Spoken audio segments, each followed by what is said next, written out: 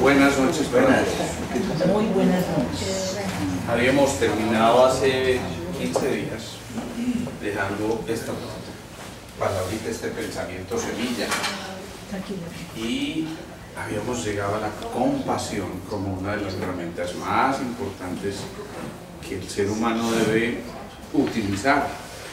Yo diría que casi que en todo momento, porque si algo se ha trabajado en el último tiempo en la medicina y en los estudios actuales, está en relación con dos cosas que hemos mencionado: la atención plena, ¿sí?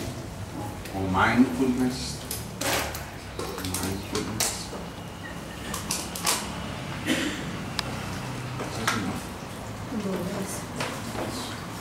y en la compasión. ¿Sí?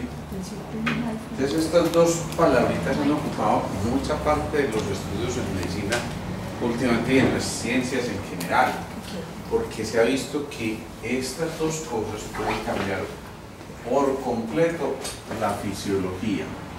La fisiología es el funcionamiento de todos los órganos y sistemas para poder cumplir o llevar a cabo la función que realmente tiene, ¿sí? Cuando uno empieza a meditar en la palabra compasión, generalmente se vienen algunas ideas erróneas. Por ejemplo, mucha gente asocia compasión con lástima, ¿sí? Pesar. Hay que tenerle compasión a Felipe. Exacto.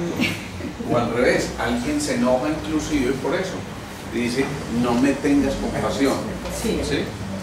Y entonces empezamos a hacer una negación de esta palabrita. Pero imagínense una cosa bien importante. Resulta que la palabra compasión viene de una raíz latina que finalmente significa algo así como simpatía. Bien distinto esto a esto, ¿o no?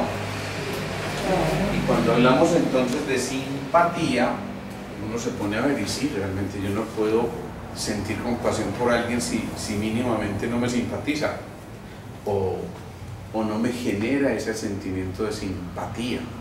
Pero acuérdense que cuando hemos hablado aquí de simpatía, la hemos asociado o desligado de otras dos cosas que son empatía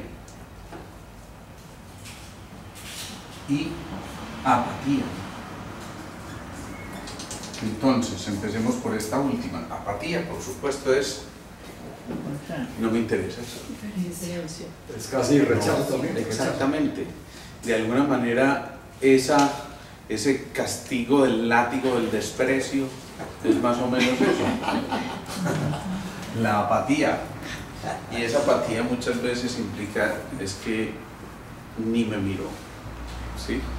Ustedes se han dado cuenta que eso en la atención médica, te ves hasta rara por ahí.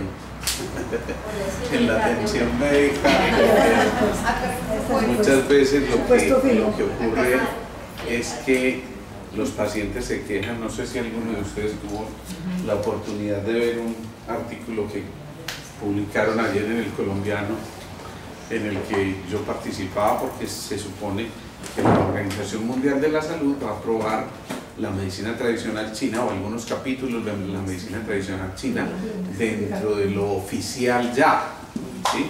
Y eso es muy significativo. Entonces la entrevistadora tomó una visión, digamos, convencional, ortodoxa, de un médico a quien por fortuna no conozco. Y digo eso por lo que leí en el artículo, que me parece desastroso. Me imagino que no se lo hayan tergiversado como me lo tergiversaron a mí también, porque dije cosas que yo no dije, incluso habiéndolas pasado por escrito, pero aún así les cambiaron el sentido, muchas cosas. Pero en una de esos apartes el hombre dice, es que qué despropósito el de la Organización Mundial de la Salud aceptando una cosa que no solo no está demostrada, sino que, como el nombre lo dice, es tradicional, o sea que va de tradición en tradición. Y ese es el argumento sólido, entre comillas, para negar lo que yo por el otro lado digo, por Dios, ¿cómo ignorar el manejo de millones de seres humanos a través de milenios, a través de la tradición en la medicina tradicional china, valga la redundancia? ¿Cómo negar que este tipo de gentes, pues obviamente ha tenido respuesta desde que continúe siendo vigente, y no solamente vigente, sino en expansión? Y después yo le decía a la entrevistadora, y lo puse, no me temblaría la mano si algún paciente con una apendicitis llega a mi consultorio para darle una orden de remisión al cirujano. Ella pone, en lugar de darle una orden de remisión al cirujano, ella pone para darle antibióticos a ese paciente. Obviamente si alguien lee eso fuera de contexto va a decir, Dios mío, y esta es la esperanza que tengo por la medicina no convencional. Yo ya es que mi radio me dan esas cosas, pero me pongo a pensar en eso, y entonces yo miro esto, lo de él es una total apatía a esto, lo mío fue al contrario una total simpatía con esto, porque digo, no se trata de competir, de hecho no hay varias medicinas, hay una sola medicina con distintas visiones, y lo que estamos haciendo es complementar esa información, no es otra cosa. Entonces ahí encuentro yo perfectamente la diferencia entre apatía y simpatía. Y para que haya simpatía, entonces significa que tiene que haber mínimamente lo que nosotros llamamos un factor R o factor relacional. Si no existiera la posibilidad de relacionarnos con el otro o con los otros, pues difícilmente vamos a poder tener simpatía frente a algo o alguien. ¿Es así o no? Pero cuando estamos hablando de apatía, eso significa, insisto, no me interesas, te dejo por allá. Y precisamente yo citaba en ese artículo cómo muchos de los pacientes que vienen al encuentro con este enfoque de la medicina, digamos, un poco diferente a lo convencional, vienen es precisamente quejándose de que no los atendieron, de que no hubo una atención personalizada, de que el paciente pasó a un segundo plano y simplemente es un ficho más que atendieron, porque además le están cronometrando el tiempo. Yo digo, son sistemas de enfermedad en lugar de sistemas de salud que llevan a que quien está ejerciendo la profesión muchas veces se esclavice de una cosa como la que ni siquiera es porque tenga la culpa, es porque el sistema lo lleva a eso y no tiene otra opción. Entonces se pierde eso tan bonito de poder sentarse y saber quién era ese paciente. Yo conozco muchas de sus historias personales y conozco muchas de sus inquietudes en lo más profundo de sus seres, y entonces cuando hablo de estas cosas, hablo, como decía alguien por ahí, una mujer muy sabia que escuché alguna vez, cuando yo sé de estas cosas hablo medianamente pasito, ¿sí? Medianamente pasito sobre esto, y entonces es como que dice, yo lo digo pero no lo digo, ¿sí? Entonces esto es bien importante, entender que para que haya compasión tiene que haber esa empatía que va mucho más allá de la empatía. ¿Alguien podría definirme la palabra empatía? Como una identificación con el Como otro. Una identificación, ¿qué más? Como Afinidad. Afinidad. en el argot popular poner los zapatos del otro. Bien, eso Ponerse los es. zapatos del otro. Eso es más ya la compasión como tal.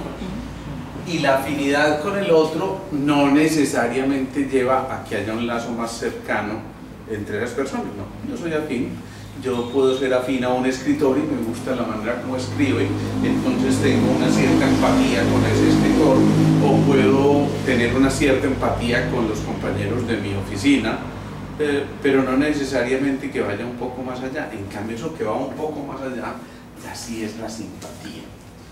Y entonces en la simpatía ustedes se pueden imaginar esta cara. No, ¿cierto? Eso es apatía. Como ya aprendí a pintar. En cambio, en la simpatía Qué belleza. hacen esto.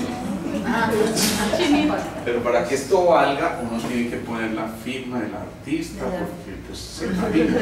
No, pues ya. Ojo, pues si venden copias de eso, es muy factible que encuentren en simpatía con mucha gente. Bueno, entonces, ¿qué ocurre? Que esa simpatía, insisto, que requiere de ese factor R, es una de las condiciones para que exista la compasión. Una vez que haya la simpatía, ya se puede entrar en otra fase, que es la del contacto con el otro. Pero ese contacto va mucho más allá de esto de piel a piel, ¿sí? No es igual que yo me contacte con alguien dándole y extendiéndole la mano y posiblemente casi que haciendo una cosa medio formal con él. ¿Qué tal? ¿Cómo está? Mucho gusto, me llamo Carlos. Una presentación casi formal, ¿sí? O como hacía alguna tía mía que era un poquito asquienta, en la misa ella en lugar de dar la paz así, hacía sí, porque ella decía cuántas bacterias tendrá en la mano, ¿no? Imagínense, de ese tamaño era la cosa. Entonces resulta que cuando se establece ese contacto, que ya lo hemos descompuesto aquí varias veces, con mucho tacto, ya hay una cosa que va hacia la compenetración. Y la compenetración es meterse un poco más con el otro, ¿sí?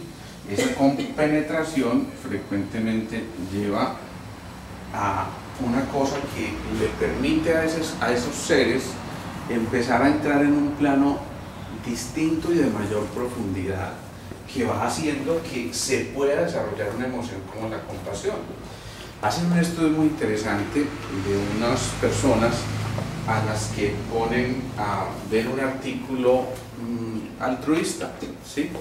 Algo como la parábola del buen samaritano, ¿sí?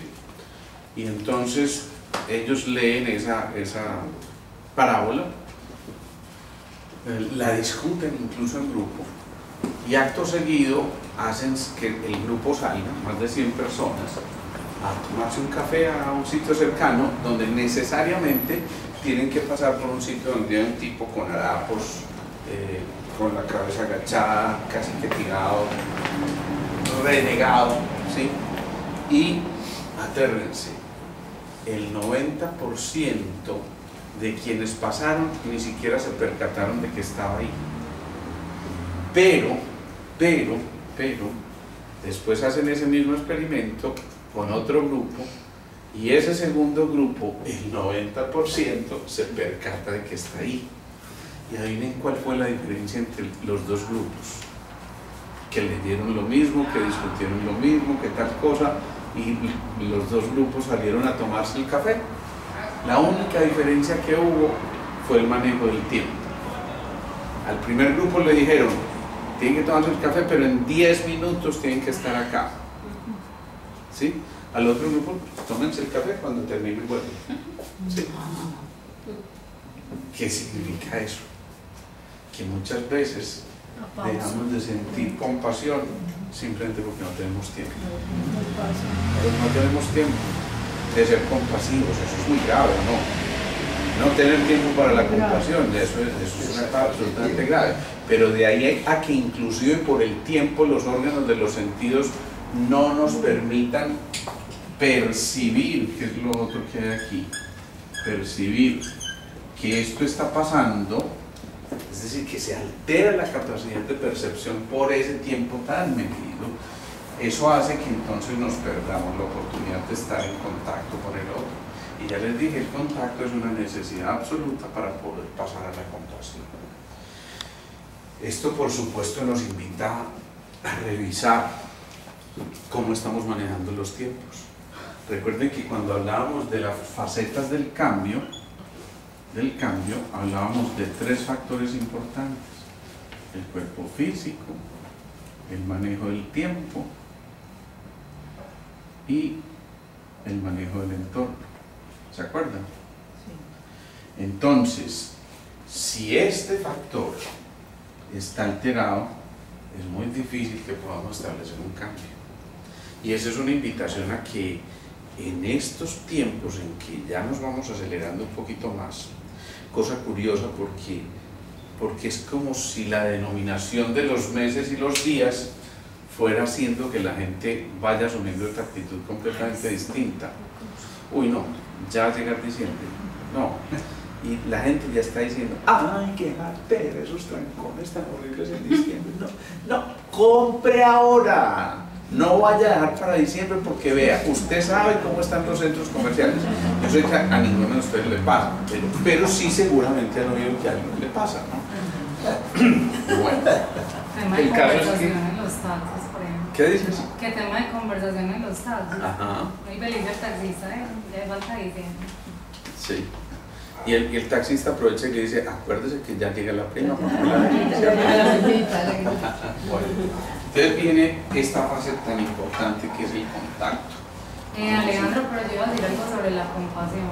Sí. Pero es que a veces como que la palabra compasión, pues uno la puede, en este mundo pues hay como tanta competencia, la gente pues por un lado está muy enfocada en sí misma. Ajá. Y por otro pues también sí como mucho cierta parte de egoísmo, la gente de pronto se identifica como la otra gente puede estar como en dificultades o no ponerse en los zapatos del otro, que la gente a veces se evita como eso, o se hace loco, como camina muy a la ligerita, pues eso no es conmigo, ¿cierto? Pues alguien tendrá que le ayude, se enfoque como en eso. Mira cómo lo acabas de decir, como camina muy a la ligerita, eso significa no hay tiempo, acabas de confirmar lo que yo acabo de decir. Entonces eso es muy importante para poder establecer esa compasión, tiene que haber contacto y decíamos, pongámoslo de segundo, tiene que haber simpatía, ¿ok? Pero muchas veces también puede haber simpatía y empatía, eso que mencionas, pero la gente es egoísta, dice, no, lástima, o sea, por decir algo en la parte pues como ya relacional, pues por decirlo así, la gente puede como decir, no, pero cada uno vive su proceso, ¿sí me entiendes? Por definición, simpatía no permite el egoísmo. O sea, eso que estás diciendo significa no desarrolló simpatía, ¿no? Porque la simpatía es eso, es empezar a, casi que si pudiera utilizar aquí una palabra, a sintonizarse con el otro. Y tú también lo dijiste de otra manera, solo que lo dijiste en alemán y dijiste ponerse en los zapatos del otro, ¿sí? Yo creo que lo traduje, pero es cierto. Cuando uno se pone en los zapatos del otro, entonces se sintoniza con el otro. Y cuando uno se sintoniza con el otro, puede sentir lo que el otro siente. Y atérrense, me voy a adelantar un poquitico a eso. Hay una nueva ciencia que se llama la neurociencia social. Y en la neurociencia social logran describir esto que me da pie por tu comentario, y es que la gente empieza a activar sus centros de la simpatía de manera natural. O sea, es una cualidad que naturalmente habita en el ser humano y que por lo tanto debería expresarse. Pero ¿qué ocurre?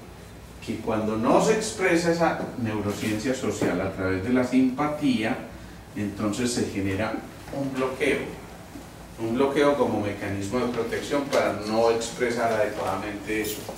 Viene entonces otra cosa muy importante, y es que después de la simpatía y el contacto viene la comprensión,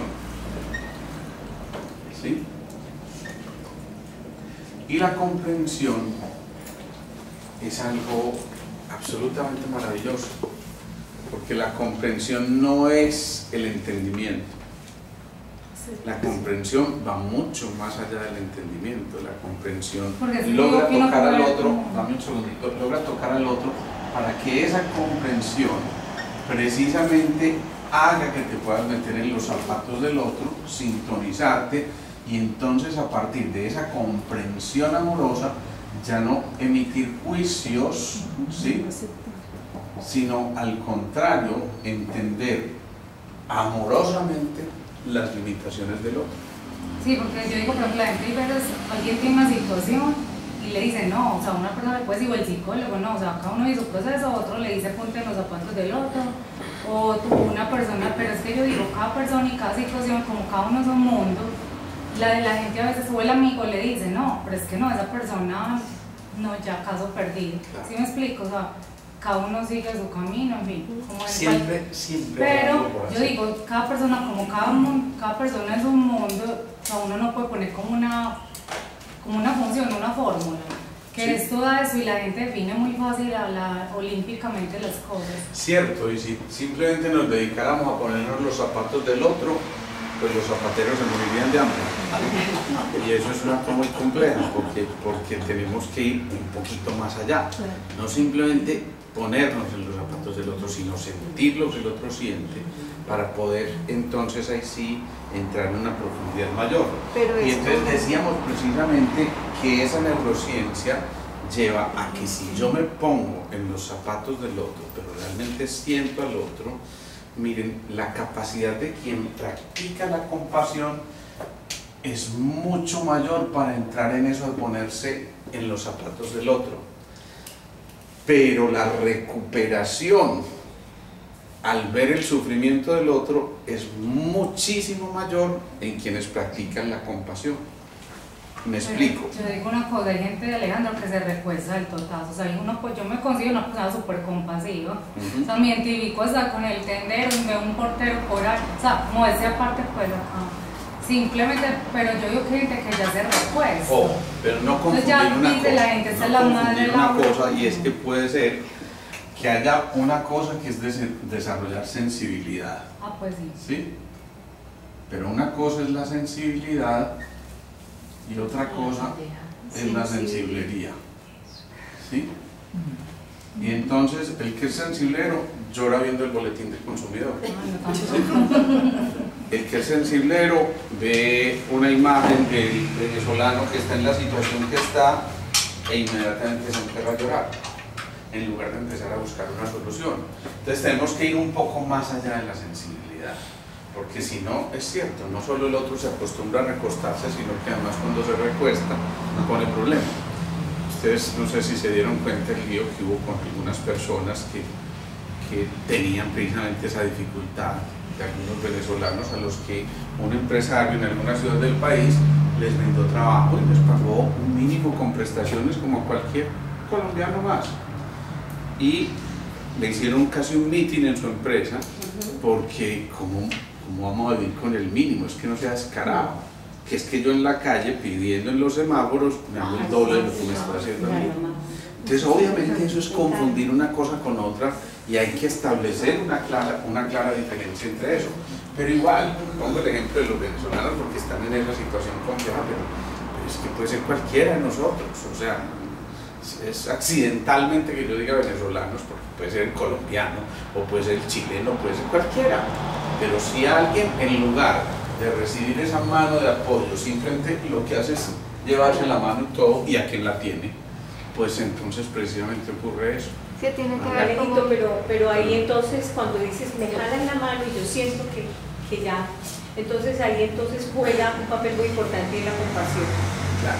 Entonces sí, la compasión debe empezar con uno, porque si te llevaste la mano, esta mano la necesito yo, porque es mi mano. Entonces la compasión, ya lo dijiste, sabe poner límites y sabe entender que no puedes jugar a ser el redentor del universo entero. Alguna vez me ocurrió algo muy especial, no recuerdo si se los conté aquí en mi grupo. Cuando yo estaba tal vez en cuarto semestre, yo recuerdo que estábamos haciendo una rotación por el Hospital La María, un hospital de gente muy poco pudiente, con muchas dificultades económicas y con severísimos problemas.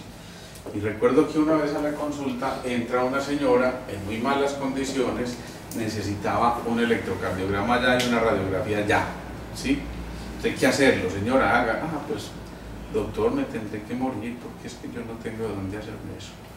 Entonces los tres compañeros nos miramos los bolsillos, sacamos lo que teníamos y eso fue lo que le dimos para que se hiciera sus exámenes. Pero nos quedamos en nada. Acto seguido, como si el de arriba nos estuviera recordando que esa no era nuestra función, entra otro señor que igualmente necesita unos exámenes urgentes y ya por más que nos miráramos éramos estudiantes y no teníamos ni un peso para darle.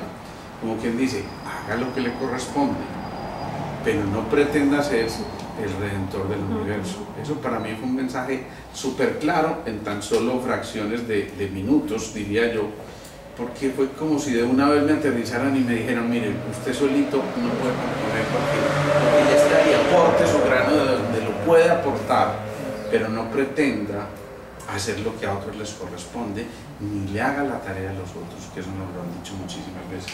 ¿Ibas a decir algo? Ya lo dijiste. Ya, no, bueno. Muy bien. Viene entonces otra faceta aquí. Y ya dijimos, bueno, aquí decíamos que en la comprensión, entonces hay un entendimiento más allá de la razón. Y entonces estamos entendiendo, pero desde el corazón. Esa es la comprensión. Y esa comprensión lleva a que haya cierta capacidad de desarrollar una cosa que se llama la piedad cuidadosa. Es decir, cuando yo ya estoy en ese nivel de la piedad cuidadosa, soy capaz, inclusive, de, además de sentir compasión por el otro, cuidarlo, porque ya me estoy casi que apropiando en esa función de lo que el otro en ese momento no puede realizar. Ojo, no voy a reemplazar su función, no eternamente voy a decir tú quédate aquí tranquilo que yo me encargo de esto siempre. No, yo le estoy dando la mano en ese momento, lo estoy llevando poco a poco, le estoy dando aliento poco a poco, y eso ya es grande. Hace poco me contaba una historia la mamá de nuestro amiguito Matías. Matías todavía está ahí, que es este niñito de los 7 años con un cáncer metastásico ya pulmón. Ya, desde el punto de vista médico yo tengo que decir que no entiendo cómo sigue allí presente, pero ahí está.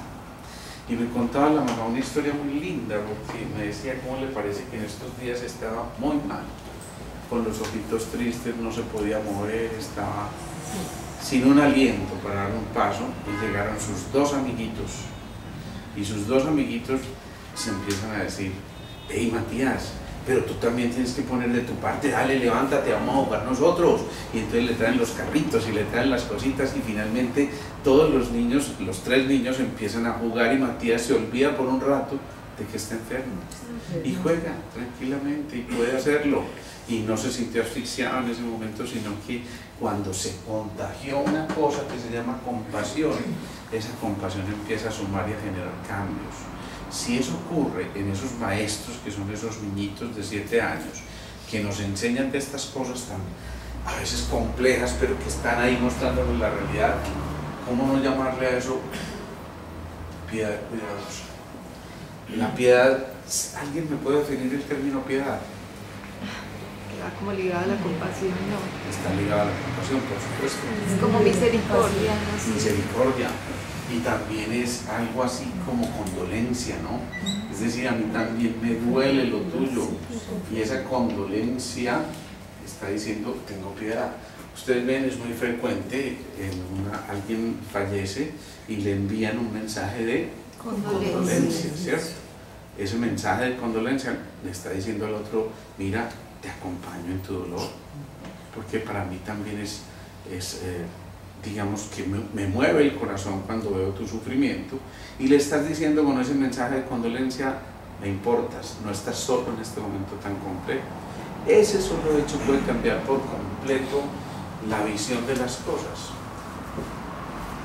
Hoy veía una cosa muy bonita en la consulta, porque tuvimos la oportunidad de hacer una cosa que se conoce como una restitución, y es ayudarle a partir a quien nace ahí, ¿no? Recientemente se le murió la esposa y la mamá respectivamente a una familia que yo quiero muchísimo, y obviamente eso me conmueve, porque la señora, después de haber estado muy bien mucho tiempo, súbitamente hace una recaída de alguna enfermedad y falleció. Pero fue muy bonito, porque ellos nos encontramos en la misa y me dijeron: queremos ir a tu consulta. Y vienen los 3, papá y las 2 hijas, a decirme: queremos que nos atiendas.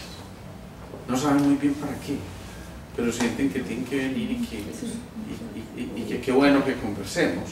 Entonces empezamos a conversar, y decidimos al fin que pretendíamos más bien hacerle un homenaje a la vida, y no a la muerte.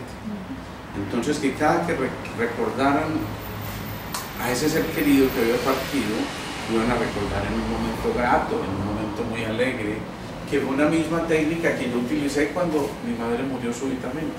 ¿Sí? Mi madre muere súbitamente un día, yo madrugo a la consulta y a la media hora me avisan, se acaba de morir tu mamá. De esas cosas que uno dice, ¿cómo así? ¿De dónde? ¿Qué pasó? ¿Qué? ¿No? Estaba muy corriente, todo muy corriente. Y yo, cuando intenté llorar, les juro, yo no pude, porque yo veía la cara de mi mamá sonriente. Y siempre, a pesar de múltiples dificultades, siempre estaba sonriente. Para mí fue una señal muy clara, me dijo, recuérdame siempre sonriente, que fue lo que yo te dejé. Y fue muy bonito, porque a partir de eso, siempre que yo hablo de ella, yo la veo muerta de la risa. En este momento la puedo estar ahí viendo muerta de la risa, y yo le decía, hagamos entonces ese homenaje a la vida. Empezamos a hacer el proceso de restitución, que es ayudarle a ese ser a que ya comprenda que esté en otro plano, pero también a ellos a que comprenda que esté en otro plano. Y la sensación que queda al final cuando preparamos una esencia para los tres es de qué rico, estamos fuertes, estamos en este núcleo con todo el derecho a chillar, con todo el derecho a soltar toda la emoción, con todo el derecho a estar, acuérdense, contenido pero no reprimido, a manifestar las emociones, y entendieron que cada uno estaba aguantándose porque no quería que el otro se preocupara y que el otro no se cayera, y entonces uno está protegiendo al otro y finalmente todos se desprotegen porque ninguno expresó sus emociones.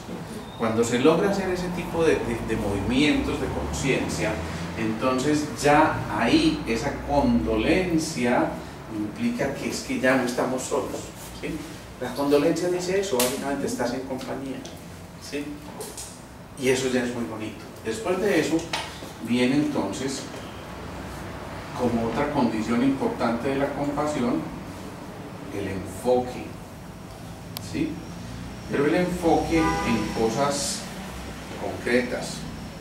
Si yo me compadezco de alguien, es porque vi algo que me llamó la atención o sentí algo específicamente que me llamó la atención.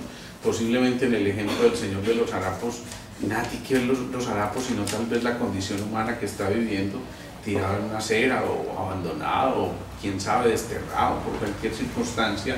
Y entonces hay algo que a uno le toca esa fibrita porque quizás uno vivió algo similar que resolvió pero que quedó inscrito en el subconsciente, e inmediatamente empiezan esas células en espejo a hacer una función, y es que te dicen, hey, un momentico, conectémonos.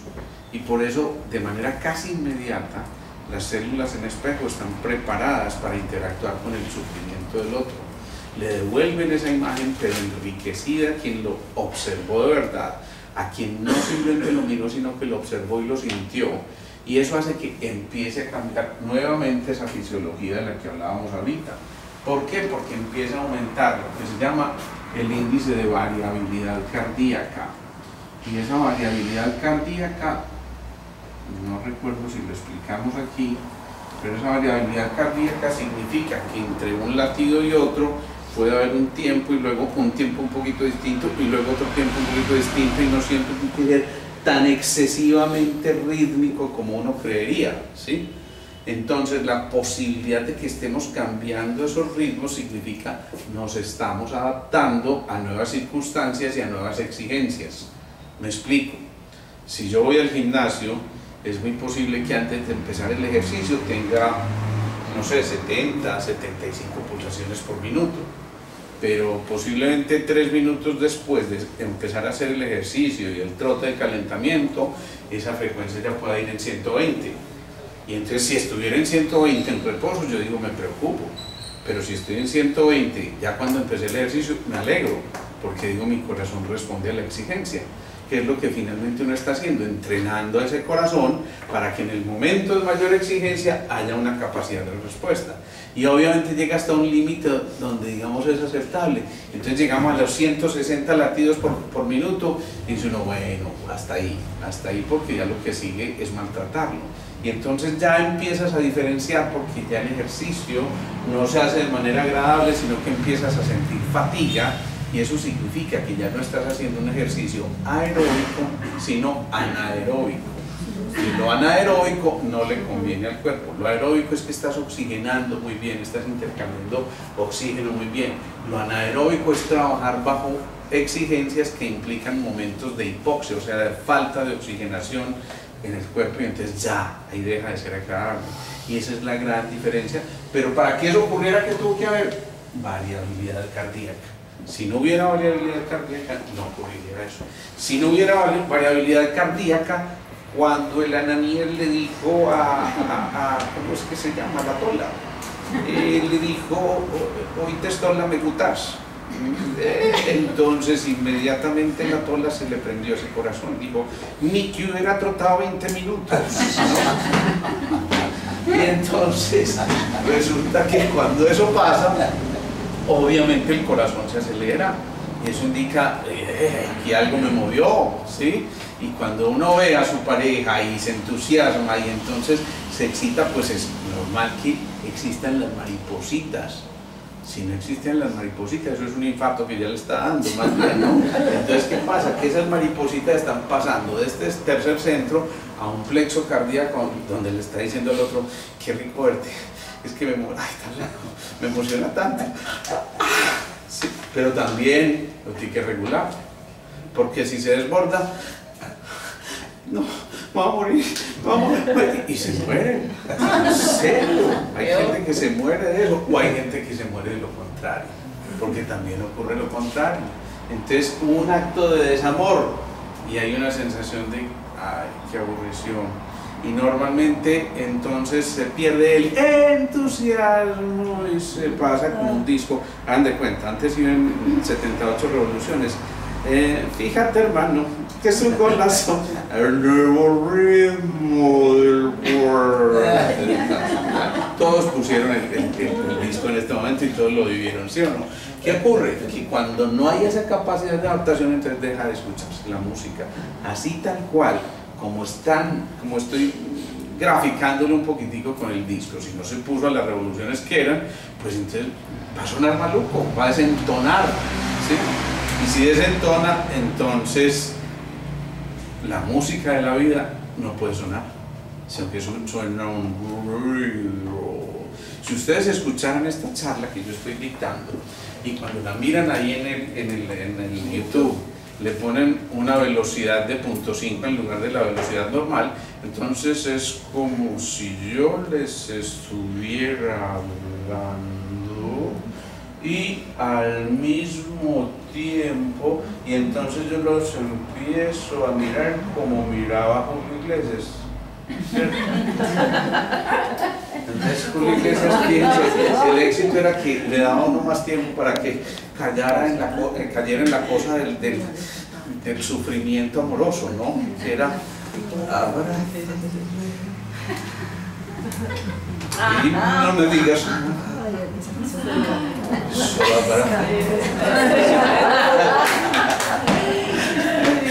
entonces que cambiaba ahí por completo.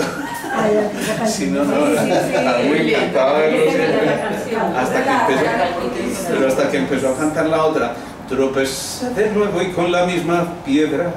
Yo creo que el tipo terminó siendo ciego o algo así, porque si empezó de nuevo y con la misma piedra. No, eso tiene que ser como dice el Literal Peiro en una canción por allá, ¿cuál es que es esa de ¿por qué se fue? ¿Por qué murió? Y que iba conduciendo a 120 kilómetros por hora, entonces el tipo dice, claro, es que no se murió, la mató, era un asesino, no se veía, no tenía cómo manejar y sin embargo iba a 120. Fíjense, es eso, es adaptarse a las condiciones y al nivel de exigencia para que esa variabilidad cardíaca entonces realmente estimule esas células en espejo y podamos reaccionar de una manera adecuada.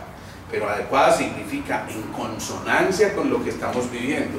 Cuando uno no está llevando las emociones de manera, así como lo digo, consonante, es decir, que resuenen de manera adecuada, entonces viene la disociación y es manifestar una emoción completamente desacorde con lo que debería estar ocurriendo.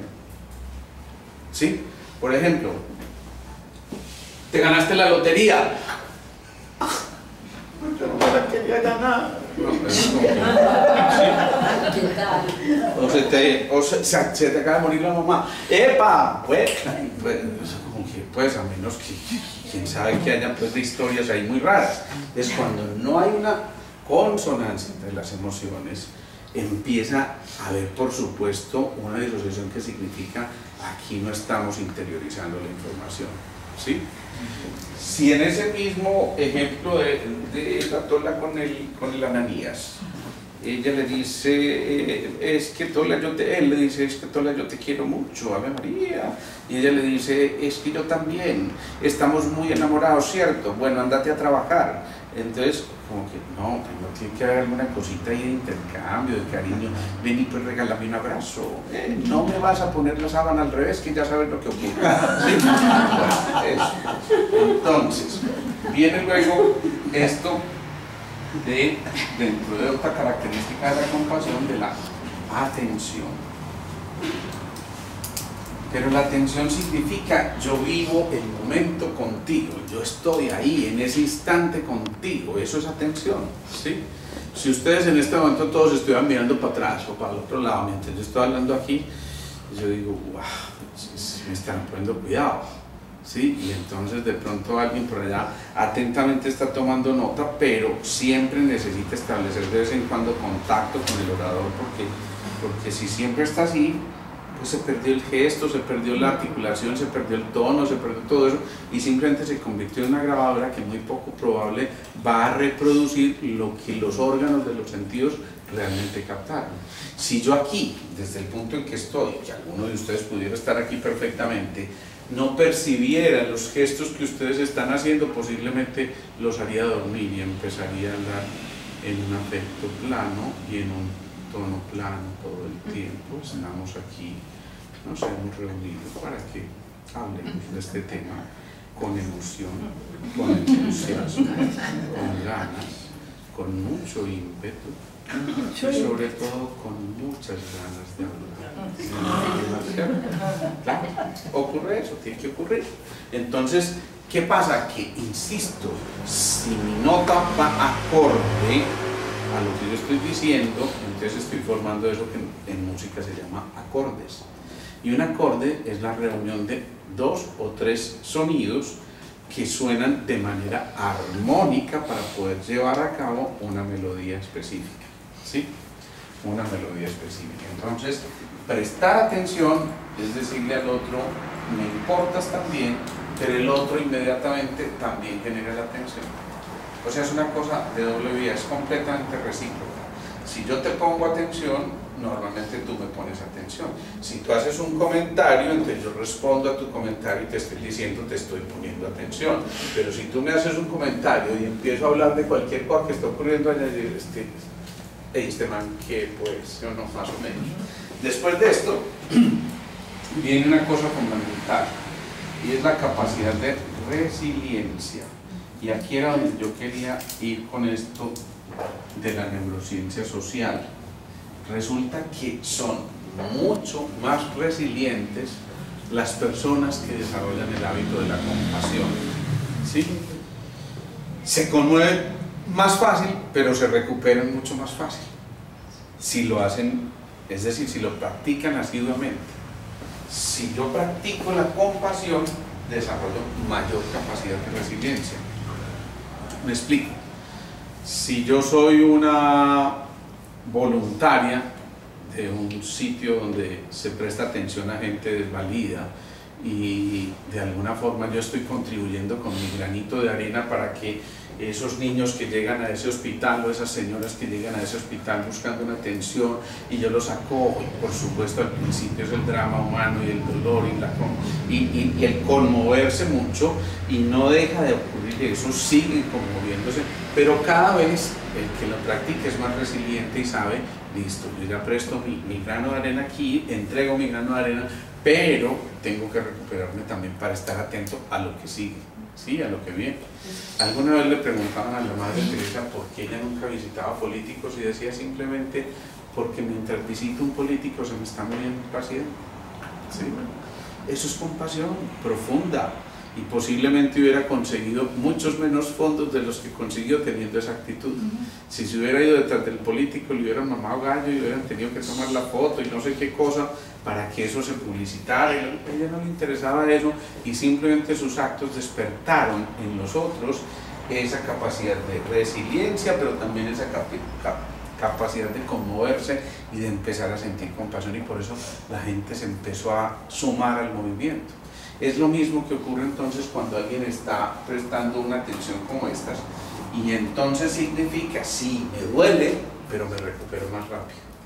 Quien no está acostumbrado a eso ve un suceso complejo como esos y se queda dolorido mucho tiempo, se queda conmovido mucho tiempo y se sacude interiormente, pero como no lo vuelve a practicar, entonces se olvida, a pesar de lo impactante que pudo haber sido. Y es posible que mucho tiempo después revivió una situación parecida y ya tiene un recuerdo por allá de un momento en que despertó la compasión, pero como no lo practicó, igual vuelve y le da igual de duro. Y entonces la excusa dice, es que a mí ese tipo de cosas no me gustan porque a mí me dejan muy mal. ¿Sí? Lo dejarían muy bien si en lugar de huirles hubiera enfrentado, hubiera prestado un poquito de su compasión y seguramente hubiera prestado un servicio que lo hubiera llevado a recuperarse mucho más rápidamente. Después viene una cosa muy interesante, que es que quien desarrolla la compasión desarrolla también a su vez una cosa que se llama la integración neutral. Y esto sí para mí fue sorprendente. Resulta que cuando alguien desarrolla una habilidad determinada, por ejemplo, el área del lenguaje desde el punto de vista de la expresión, entonces hay dos áreas en el cerebro que manejan el lenguaje de comprensión y de expresión, que se llaman las áreas de Broca y de Wernicke en el cerebro. Y entonces, claro, como hace ese tipo de actividades continuamente, desarrolla esa habilidad y esa parte del cerebro está más desarrollada. O un músico, por ejemplo, el que aprende a tocar música y sobre todo porque tiene lo que llamamos un oído musical, desarrolla un plano temporal a nivel cerebral mucho mayor. O el que es un ingeniero y el matemático estricto posiblemente desarrolla algunas áreas en el lóbulo izquierdo que le permiten tener más habilidades que el otro.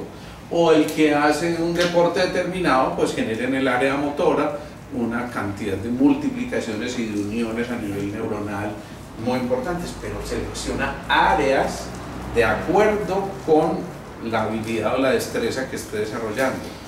¿Sí? ¿Me explico? Pero cuando se desarrolla la compasión y se practica con frecuencia, resulta que empieza a haber esto que se llama la integración neutral, y es que todas las áreas del cerebro empiezan a activarse. Eso para mí es lindísimo, porque si eso no es la confirmación de que el amor es el que puede componer y llevar a la esencia superior todo lo que vivimos en el día a día, entonces no la conozco. Decir que todas las áreas del cerebro se integren cuando se desarrolla la compasión, eso significa que se desarrolla el área del lenguaje, el área motor, el área cognitiva, todas las áreas del cerebro se están desarrollando cuando se practica, miren la palabra que utilizo, practica la compasión. No simplemente cuando por allá de vez en cuando me compadecí de alguna cosa, sino que cuando en el día, y todos tenemos la oportunidad de en el día a día desarrollar la compasión. Es que yo trabajo en un banco y es muy difícil manejar la compasión, ¿ustedes sí creen? No empiecen por compadecerse de la fila de los pobres usuarios que están allá afuera, ¿sí o no? Eso también es compasión. Entonces es entender que de acuerdo a la mirada que uno tenga frente a esto, empieza a realmente meterse en el cuento, ¿no? Luego viene otra cosa, y es que sorprendentemente también resulta que cuando se desarrolla la compasión se activa mucho más el sistema inmunológico, o sea, las defensas se activan. Vuelvo y pongo el ejemplo de las voluntarias en ciertos hospitales, por ejemplo. A mí me daba mucha compasión ver esas señoras cuando yo estaba en las prácticas, por ejemplo, de pediatría, y entonces se ofrecían a cuidar los niños, y 3 o 4 días después tenían diarrea, tenían gripa, tenían faringitis, otitis, cosas que no les daban desde hacía mucho tiempo. Vea pues, me vengo yo a hacer esta gracia aquí, vea cómo te... ¿cierto? Y resulta que sí, se les iba pegando todo, pero mucho tiempo después de estarlo haciendo, pasan invictas. Ya todo el mundo les da todo y ellas se mueren de la risa porque saben que ya pasaron por eso y que ya es un proceso de acomodación.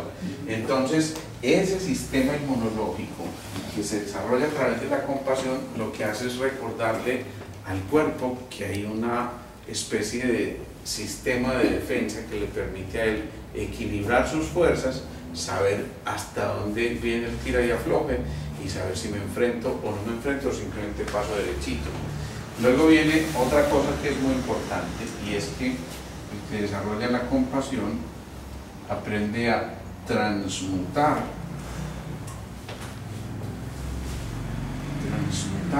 el sufrimiento, ¿sí? Y entonces, por ejemplo, en el ejercicio que les mencionaba hoy de esta familia tan especial, entonces uno puede convertir ese sufrimiento en una oportunidad de resurgir, de hacer esa resiliencia y decir, somos capaces como familia y tal vez esto nos une. ¿Cuántas veces no ocurre que todos los domingos se encontraban donde la mamá, bueno, de vez en cuando se encontraban los domingos en la casa de los papás, ¿sí? Todos los hijos, y resulta que se murió la mamá, que era como el factor fundamental ahí, el centro, y uno pensaría, no, hasta aquí nos trajo, porque la mamá era la que nos unía, y muchas veces ocurre, pero otras veces ocurre lo contrario. Si antes se veían una vez al mes, ya se empiezan a ver una vez cada 8 días, y dicen, no, reunámonos. Y curiosamente a veces la muerte nos llama como al orden y nos dice, oiga, pilas, que es que eso puede ser en un ratico, y a lo mejor esto pasa y entonces, ¿y qué vamos a hacer?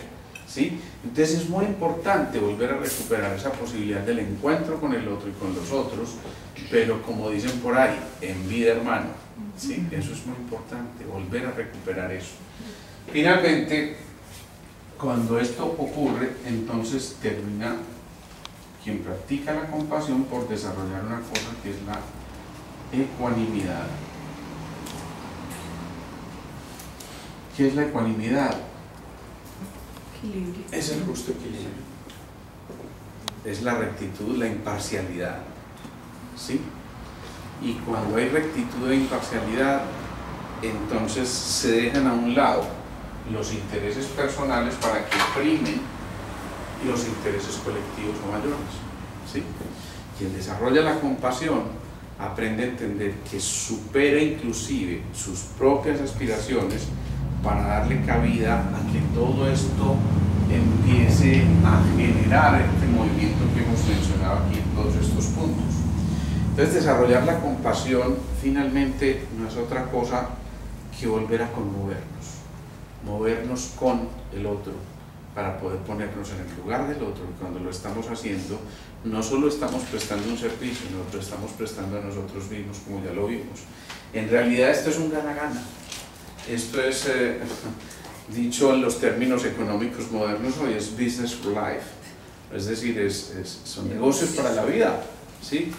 Realmente quien practica la compasión está generando un movimiento tan profundo que es capaz de contagiar al otro y generar un movimiento colectivo mucho mayor. O sea que en cada uno de nosotros está también.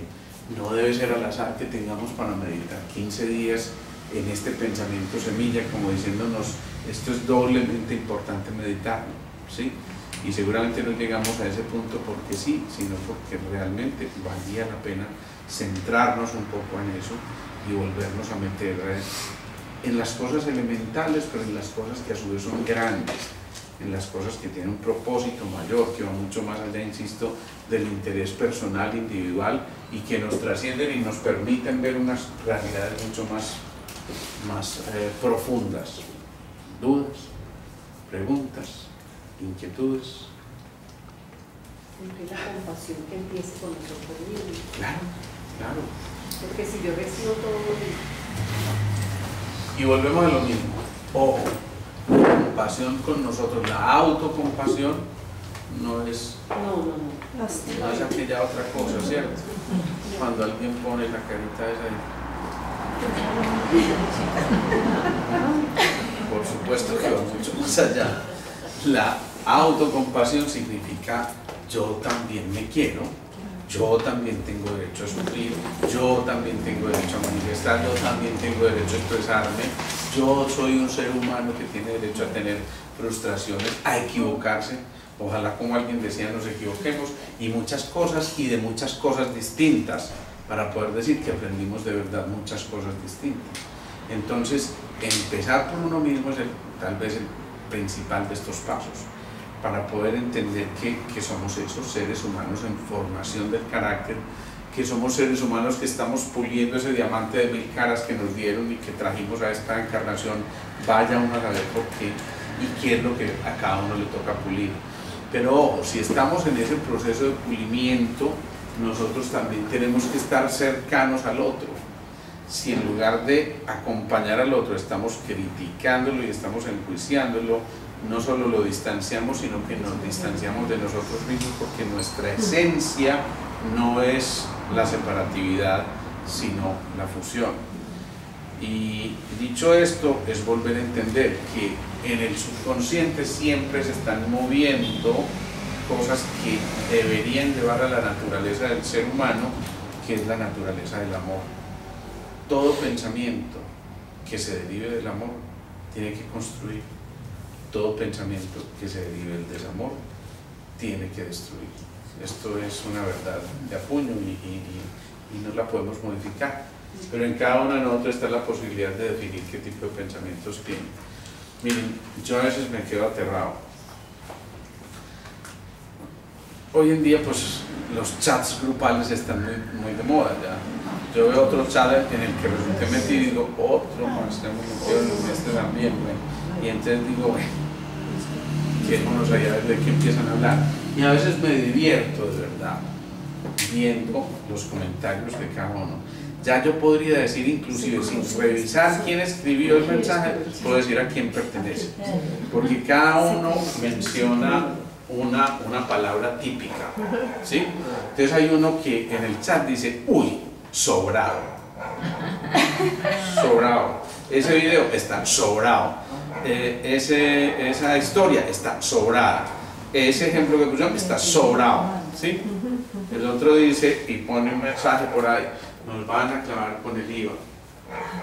Entonces se ríen, ahí sí, no opino en todo el tiempo, pero cuando dijeron eso, claro, todos los que confiaron en que este señor iba a cambiar el país, es que todos son igualitos, es que para qué le seguimos creyendo, es que nos debíamos de salir a embarcar, y es que debíamos de salir a protestar también en las calles, y uno ya no necesita leer quién lo escribió, ya sabe dónde viene ese mensaje, ya lo identifica perfectamente. El otro, en cambio, es el típico conciliador, el que dice, por favor, utilicemos este chat para cosas constructivas. Este es un momento para encontrarnos nosotros, en lo que somos, hagámosle caso al hermano Alejo. ¿Sí? Y entonces siempre está diciendo palabras conciliadoras. Y el otro dice, o se callan ustedes y han de hablar de esta manera de pendejadas, o yo me vuelo del chat. Y enseguida sale, no sé quién se ha retirado del grupo. A las 2 horas está, no sé quién ha sido incluido nuevamente en el grupo, ¿sí? Y bueno, está bien, yo me quedo, pero no sigan hablando pendejadas. Y entonces en ese momento alguien dice, amén. Ah, y ahí entonces viene el otro, hombre, es que este no es un chat para rezar, que es que aquí le mando todas las oraciones del día, y bendito el día porque hoy tal cosa. Yo recibía una paciente que siempre me escribía, San Lunes, bendito sea el lunes, y San Martes y San Miércoles, y bueno, y cuando le acaba el domingo que va, el otro lunes volvió a empezar San Lunes, y yo, ay, mamá, ¿sí? ¿Qué ocurre? Que ya nos vamos, insisto, identificando con un patrón de respuestas. Y el problema es que nos autoidentificamos con eso y las respuestas que generamos ya se hacen de manera automática. Ya ni siquiera estamos pidiéndole al opinómetro que se la piense antes de poner la cigüeña al tutún. Otro es mucho más impulsivo de una vez, a mí me sacan de este, y no pensó nada, ¿sí? Dice un berraco, pero tampoco era para tanto, dice el otro, y termina todo el mundo en un chat que era disque grupal, ¡push!, dinamitándose, ¿sí? Entonces entender que esos medios están puestos ahí para que hagamos provecho de ellos, no para que maltratemos ese tipo de medios y esa cantidad de posibilidades que tenemos una vez más para podernos acercar. Bien, bueno, vamos a terminar con la meditación.